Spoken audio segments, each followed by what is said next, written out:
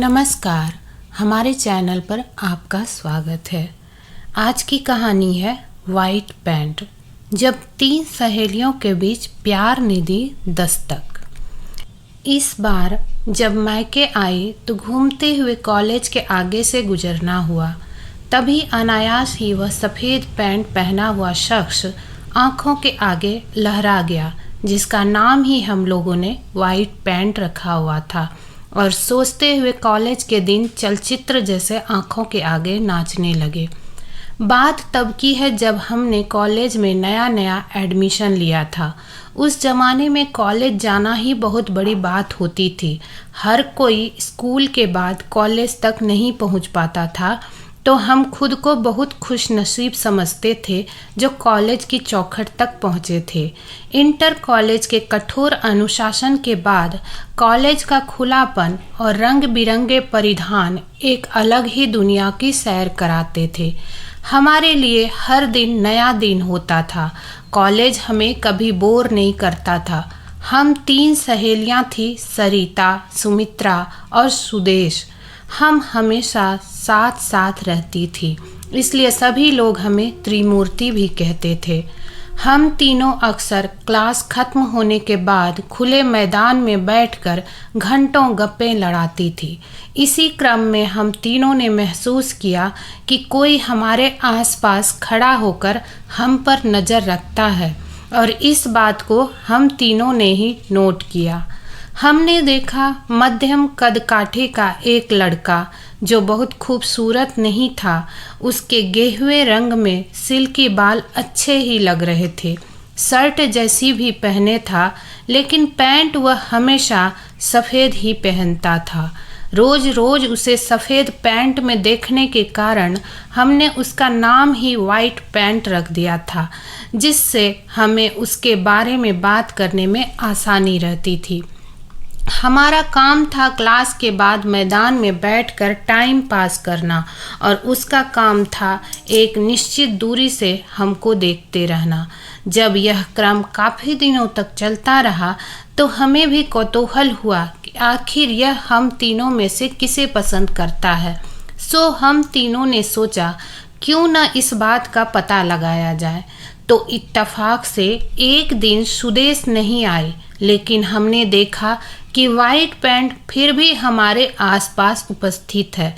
तो इतना तो पक्का हो गया कि सुदेश का वह लड़की नहीं है जिसके लिए वह हमारा ग्रुप ताकता है। कुछ समय बाद सुमित्रा उपस्थित ना रहे, फिर भी उसका हमें ताकना बदस्तूर जारी रहा। अब सुमित्रा भी इस शक के घेरे से बाहर थी। अब रह गई थी एकमात्र मैं, और फिर किसी कारणवश मैंने भी छुट्टी ली तो अगले दिन कॉलेज जाने पर पता चला कि मेरे ना होने पर भी उसका ताकना जारी था। अब तो हम तीनों को गुस्सा आने लगा, लेकिन कर भी क्या सकते थे। हम कहीं भी जाकर बैठते उसे अपने आसपास ही पाते।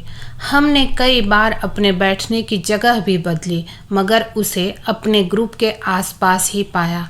तीनों में मैं थोड़ी साहसी और निडर थी। हम रोज़ उसे देखकर यही सोचते कि इसे कैसे मज़ा चखाया जाए, लेकिन हमारे पास कोई आइडिया नहीं था। और वैसे भी इतने महीनों तक ना उसने कुछ बात की और ना ही कभी कोई गलत हरकत, इसलिए भी हम कुछ नहीं कर सके। लेकिन उसका हमेशा हमारे ही ग्रुप को ताकना हमें किसी बोझ से कम नहीं लगता था। एक दिन हमारे बैठते ही जब वह भी आ गया तो मैंने कहा चलो आज इसे मज़ा चखाते हैं। तो दोनों बोली कैसे? मैंने कहा यह रोज़ हमारा पीछा करता है ना, तो चलो आज हम इसका पीछा करते हैं। वे दोनों बोली कैसे? मैंने कहा तुम दोनों सिर्फ मेरे साथ दो, जैसा मैं कहती हूँ बस मेरे साथ साथ वैसे ही चलना। उन दोनों ने हामी भर दी। फिर हम वहीं बैठे रहे। हमने देखा लगभग 1 घंटे बाद वह लाइब्रेरी की तरफ गया, तो मैंने दोनों से कहा कि चलो अब मेरे साथ इसके पीछे, आज हम इसका पीछा करेंगे और इसे सताएंगे। मेरी बात सुनकर वे दोनों खुश हो गए और हम तीनों उसके पीछे पीछे लाइब्रेरी पहुंच गए। जितनी दूरी पर वह खड़ा होता था लगभग उतनी ही दूरी बनाकर हम तीनों खड़े हो गए। जब उसकी नज़र हम पर पड़ी तो वह हमें देखकर चौंक गया और हल्के से मुस्कुराकर अपने काम में लग गया। उसके बाद वह पानी पीने वाटर कूलर के पास गया तो हम भी उसके साथ पीछे पीछे वहीं पहुंच गए। अब तक वह हमसे परेशान हो चुका था। फिर वो नीचे आया और मैदान के दूसरे छोर पर बने विज्ञान विभाग की तरफ चल दिया। हम भी उसके पीछे पीछे चल दिए। वह विज्ञान विभाग के अंदर गया और काफ़ी देर तक बाहर नहीं आया। हम बाहर ही मैदान में बैठकर उसके बाहर आने का इंतज़ार करने लगे। लगभग 35 मिनट के बाद वह चोरों की तरह झांकता हुआ बाहर निकला तो उसने हम तीनों को उसके इंतज़ार में बैठा पाया। 10 बजे से इस चूहे बिल्ली के खेल में 2 बज चुके थे। वह हमसे भागते भागते बुरी तरह थक चुका था। वह कॉलेज से बाहर निकला और ऋषिकेश की तरफ पैदल चलने लगा। हम भी उसके पीछे हो लिए। वह मुड़ मुड़ कर हमें देखता और आगे चलता जाता। जब थक हार कर उसे हम किसी भी तरह टलते नहीं दिखे तो आखिर में वह हरिद्वार जाने वाली बस में चढ़ गया और हमारे सामने से हमें टाटा करते हुए मुस्कुराते हुए निकल गया। हम तीनों अपनी इस जीत पर पेट पकड़कर हंसती रहीं और फिर उस दिन के बाद कभी दोबारा हमने वाइट पैंट को अपने आसपास नहीं देखा।